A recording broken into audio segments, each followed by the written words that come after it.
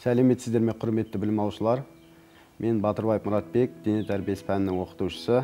Бүгінгі сабақтың тақырыбы тоғызқұмалақ ойыны. Тарихына келетін болсақ, тоғызқұмалақтың сақ-ғұндар дәуірінен бастап бері қарай 4000 жылдық тарихы бар. Тоғызқұмалақты түркі тілдес халықтардың ішінде ойнаған, қырғыз, қарақалпақ, түрік және алтай елдерінде ойнаған. Ал тоғызқұмалақ ойынына келетін болсақ, 18 отау, 2 қазан болады.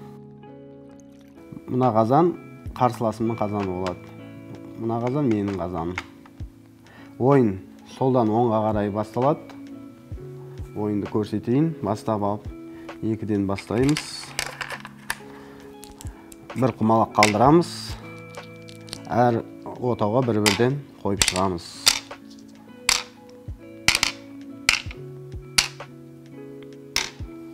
Жұп болса аламыз, тоғызқұмалақты, тақ болса алмаймыз қарсыласынан.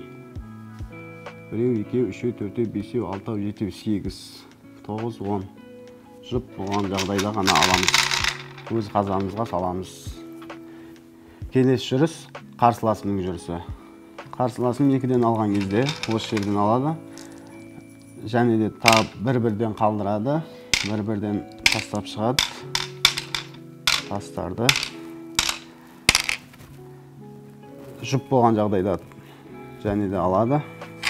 Өзінікіне салады. Қарсылас ойыншы болмағаннан кейін өзін көрсетіп жатырмыз жерде.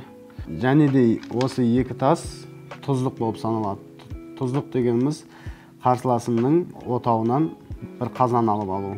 Тұздық 2 тастың үшіншісіне барып түскен тасты тұздық деп аталады. Тұздық 9-шы отаудан алынбайды.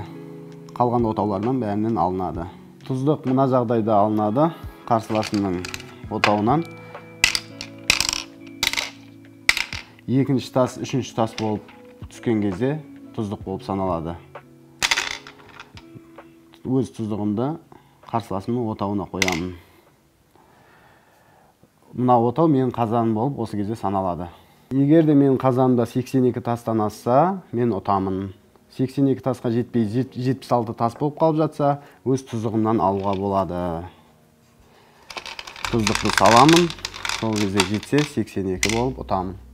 Қорытынды бөлімге келетін болсақ, тоғызқұмалақты есептеп, түрлі тәсілдермен ойнауды үйрендік, тұздық салуды үйрендік. Егер де түсінікті болса, үйге тапсырма, жылдам және есептеп ойнап үйрену. Осымен сабақ аяқталды. Сау болыңыздар.